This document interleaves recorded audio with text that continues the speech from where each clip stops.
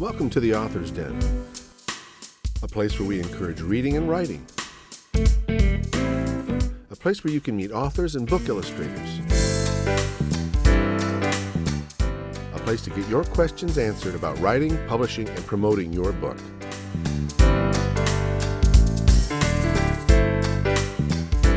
Hello and welcome to the Author's Den. I'm your host, Mike Talley, and with me today is my guest, Jaquan Hawkins, author of Finding My Way. Jaquan, I'm glad you could be with us today. Tell me a little bit about yourself, your background and your training. Well, I'm a native Detroiter. I'm a DPS kid. I actually just celebrated my 20-year anniversary, graduating from Detroit King on East Lafayette. Very proud of that. Proud to represent Detroit Public Schools because I'm a product of the system, and there's a lot of negativity that's said about the system within Detroit. Everyone has an opinion nationwide on what the system is or what it isn't, but I can proudly tell you that I've been able to gain quite a bit from being a student within the DPS system. I actually went to school on the east side but grew up on the west side of Detroit. But as I mentioned in the book, my parents saw value in education, and they didn't want me to attend my neighborhood schools, which weren't that great. And they also wanted me to have an immersion experience outside of my immediate surroundings. And so they put me on 2 buses and sent me over to King, where I learned a great deal about the importance of education from the standpoint of having individuals around you that see the value in the educational system itself. We had students that were studying abroad. We had students that were in National Honor Society, students that were participating in Saturday enrichment programs. And that to me said that these individuals saw that there was something to be gained from the educational experience above and beyond just going to class, doing the bare minimum to get by. It was about investing in the educational process. And so that's what I did as an undergraduate student at Wayne State. Once I figured out why I was there. In terms of my undergraduate education, my mom wanted a doctor in the family. She's got 3 boys, and she wanted to have one of us go on to be a doctor. And so I was the designated hitter. And unfortunately, I majored in bio when I had no interest whatsoever in being a physician whatsoever. I had no idea what the training entailed. And quite frankly, I had no interest in medicine whatsoever. Jaquan, one of the things you talk about in your book is mentoring and tutors. Is that something that you took advantage of? And can you talk about the value of that? Eventually, I found the interest, or I found the value in taking advantage of tutors and mentors. But unfortunately, in the beginning, as a first-generation college student, I didn't know what I didn't know. And part of what I didn't know was the value of actually asking other people for help. And so it wasn't until I was on academic probation and extremely humbled by the college environment that I actually started to reach out to mentors. I had an individual by the name of Donnie Elston, who I talk about in the book, and I met Donnie during my freshman year in college. He hired me in as a student worker, and he's a recruiter. He's been a recruiter in higher education for several years, and he saw something in me above and beyond what I saw in myself. He saw potential for greatness. He would tell me all the time that he expects me to go on and get my degree, to get advanced degrees, to be, of course, an upstanding citizen in society and what have you. But he taught me the value of work ethic. Donnie entrusted me with a lot. As a student assistant working in his department, I worked a lot with tours on campus, interacting with college freshmen that were coming into the university environment. He truly inspired me to want to work in higher education. Sometimes a person will take classes or take a course of study that they think they should take. It might not be what they're actually good at or even interested in. What's your feeling about this? Should a student take classes that they know they're excited about, or should they take something that they know they can be successful at? Well, I think it's important that whatever you do, you have a certain level of passion for it, but you have to also understand that this is what you're going to be doing not only to sustain yourself, but your family later on in life. And so as you're thinking about career opportunities, as you're thinking about career pathways, you have to think about the viability of that career, not just today, but in 4 to 6 years when you actually graduate with your credential. Is this a career that's going to yield job opportunities? Is there growth in this particular area? And how viable is this particular service or career opportunity for the society that it's deemed to serve or responsible for serving. And so ultimately I ask that students do some type of career exploration and self-exploration, because if you don't know who you are, then you don't know what value you have to the world around you. And so I think it's important to think about that early and often, because what you like as a 16-year-old may change as a 21-year-old. But you're not going to be graduating at 16, you're graduating at 21, 22. So you have to kind of think ahead a little bit as well. Tell us why you wrote the book. What inspired you? Is it from firsthand experience? Well, finding my way for me was about empowering the next generation of college students. I took both my frustrations as a first generation college student and now the frustration that I see in the students that I serve as a higher education professional. And I wanted to kind of merge that into an easily digestible guide that students can use, they can tap into if they run into a stopgap of some sort, if they run into some type of pitfall.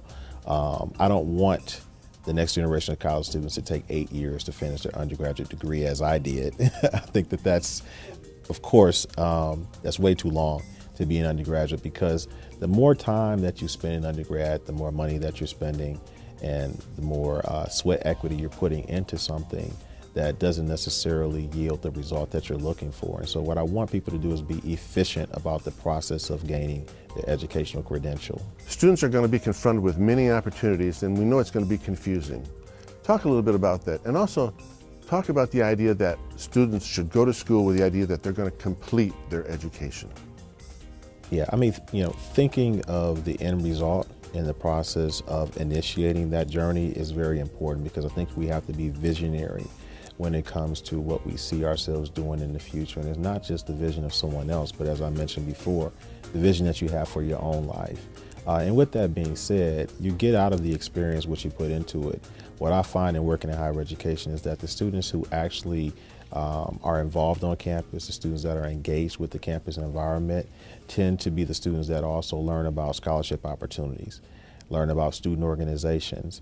I was an advisor for Phi Theta Kappa, for example, our honor society at OCC, and it's the honor society for all two-year colleges.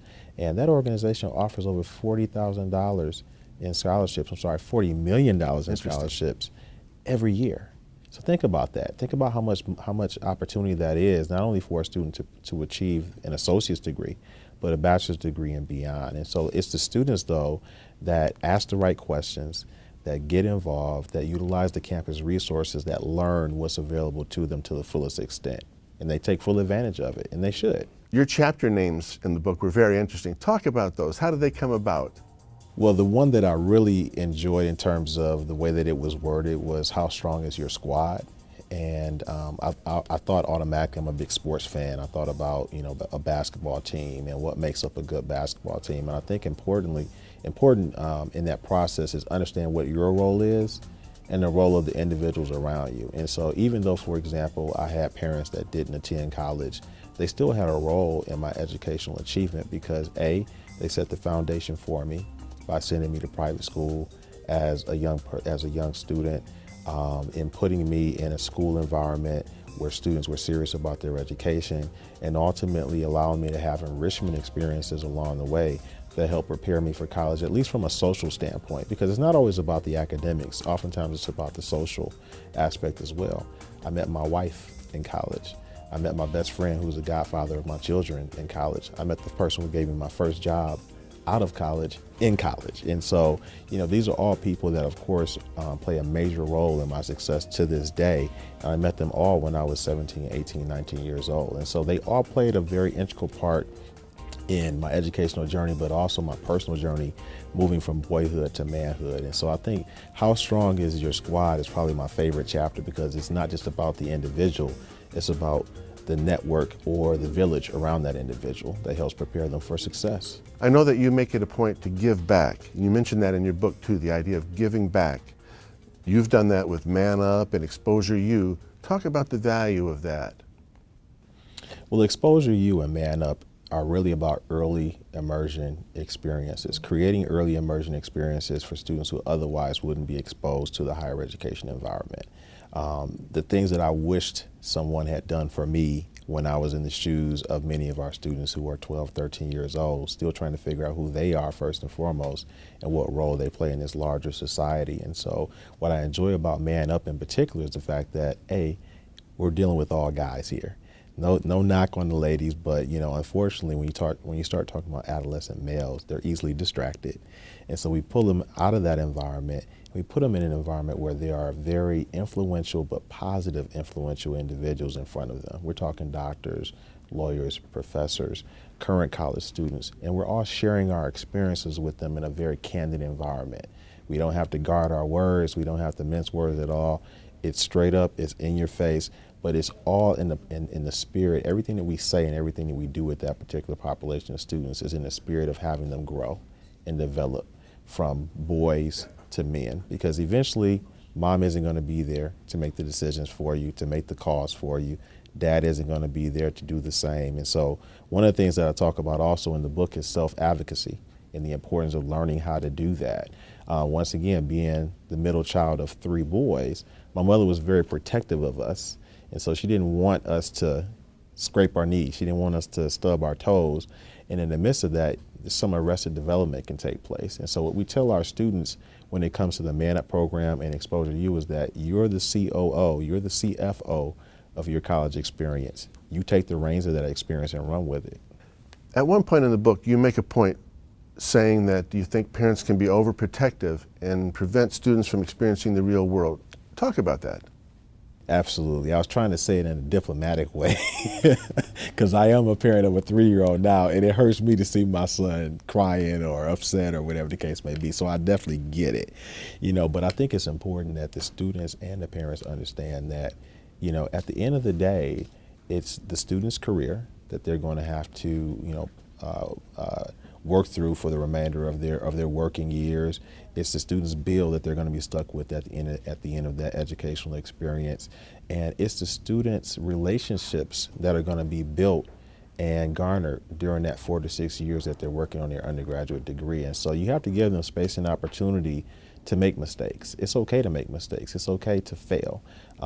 There's a statement that I heard a few years ago called failing forward. And I think that it's important that we allow students to stub their toe to make mistakes as long as they're learning from those mistakes. And they're, approaching that situation with a little bit more intel and savvy the next time that they encounter it.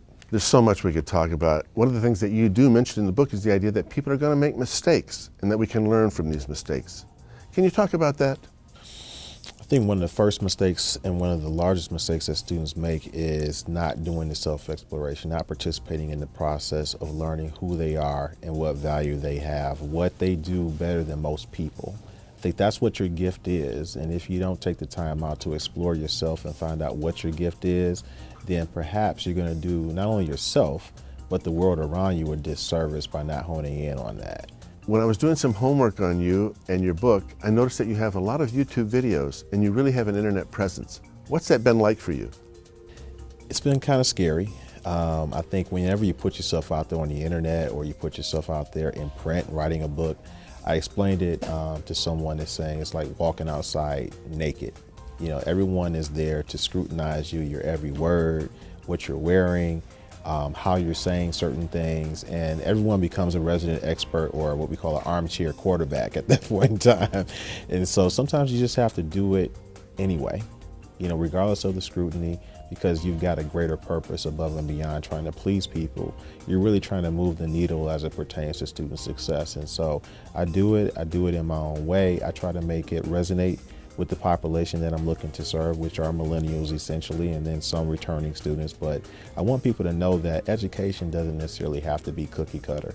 It can be what you make it, because education is about an experience. It's not just about books. It's not just about lectures. It's not just about PowerPoints, but it's about an experience that you have with the environment around you and the things that you learn from that environment. And so whether that be YouTube, whether it be Instagram or Facebook or the book itself, I want students to know that learning can take place in all those environments. I know we've talked about a lot of aspects of your book. Are there any chapters that you would like to emphasize? Let's see. Paying it forward, which is our last chapter. I think that there's a lot of learning that takes place, as we mentioned, outside the classroom. And I think once you've figured out college, once you feel as if you've kind of got your footing, it's important to reach back and look at someone who may be stumbling a little bit, someone who's on skates, and help them right the ship for themselves, because I think there's a lot of value in giving back to the environment that helped produce you. And I go back to Wayne State quite a bit. I go back to my old high school. We just adopted a student who's going to be going off to MSU in the class of 2016 at Martin Luther King High School. And I actually gifted her a copy of this book because I felt like it was important that if I believe in education, I believe that it changes lives, it's incumbent upon me to make sure that the next generation of college students has everything that they have possible to be prepared for that next step in their lives. And so I encourage current college students to go back to their high schools and do the same thing. You know, walk into the halls, sit in the classrooms, and tell the students quite candidly what they can expect when they walk through those doors. Is it easy? No. If it was, everyone would have a college degree. Are there going to be times when you want to give up? Absolutely. But I can remember my 9th grade year at Martin Luther King High School. One of my most memorable experiences was about 3 or 4 students that were currently in college. They were all King alum, came back and taught to us for about an hour about everything that they had experienced during their freshman year. And for me, that was one of the most valuable educational experiences that I had in any of my educational endeavors. I mean, it was so impactful to hear from folks who weren't far removed from the environment that I was currently in, to say, you know what, it's difficult, but guess what, you can do it. Jaquan, if someone wants to find out more about you, what can they do? Where can they go? Well, I have an internet presence, as you mentioned. You can find me on Facebook, YouTube, Twitter, LinkedIn as well. But the book itself is available via my website, which is www.jaquanhawkins.com. I know that my name is not the easiest to spell, so I'll break it down. It's JAHQUAN Hawkins, HAWKINS.com. Is there anything that you'd like to add that we haven't talked about? I guess I wanted to talk a little bit about within the book, I talk about being a boss about your education. And boss is actually used as an acronym within the book, because I feel like everyone wants to be a boss. Everyone wants to be in control of their destiny. Everyone wants to be able to call their own shots. But not everyone is willing to do the things that are necessary in order to be in a position to be a boss. And so what I encourage students to do is become obsessed about their student success. And that's what BOSS stands for me. And in that process, it's important not just to be married to the results of the process, the results of the long nights, the results of the study sessions, and getting that A or getting that credential or what have you, but be married to the process. Be married to the long nights, be married to the frustrations, be married to the failures, because they're all part of the learning process. And so that's what essentially prepares you, that's what qualifies you to become obsessed about your student success and truly be a boss. Jaquan, thanks again for appearing on The Author's Den, and I'd like to encourage everybody in the audience to take advantage of Finding My Way by Jaquan Hawkins. Once again, my name is Mike Talley, and thanks for watching The Author's Den.